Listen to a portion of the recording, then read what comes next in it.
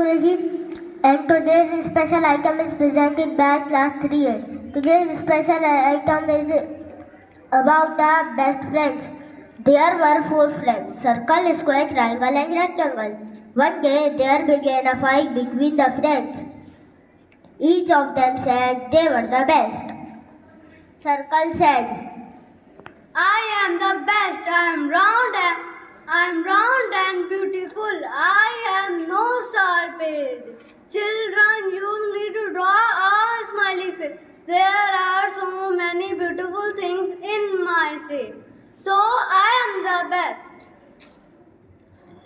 the other shape refused to agree with the circle. Square then said, I am the best. I have four sides and all of them are equal in size. Children eat many sweets which are square in shape. I look very beautiful and so I am the best. Triangle said in a loud voice, I am the best. Just look at me. I am so beautiful. I have three sides. Children use me to draw mountains. They enjoy many yummy snacks in my shape, so I am the best. The other three friends refused to agree with the square. Rectangle laughed aloud. Of course not. No one can be better than me. I have four sides, two are long and two are short.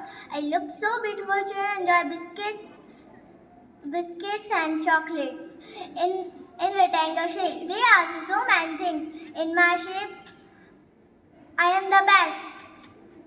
What do you think will happen now? The friends could not decide who was the best among them. They decided to ask the first person they meet. After some time, they met a star. They stopped her and told her of their fight. They asked her to decide who was the best among them. The star was wise. She looked at all of them. She thought for a while. Then she said, All of you are friends, then why should you fight? Let me tell you something very important. Do you know what you could do if you were together? You could create the most beautiful pictures and patterns. Just look around. We find amazing designs and things in all the shape. So stop fighting together. We all can create wonders. the friends realized their mistake and promised each other that they would never fight again. They remained best friends forever.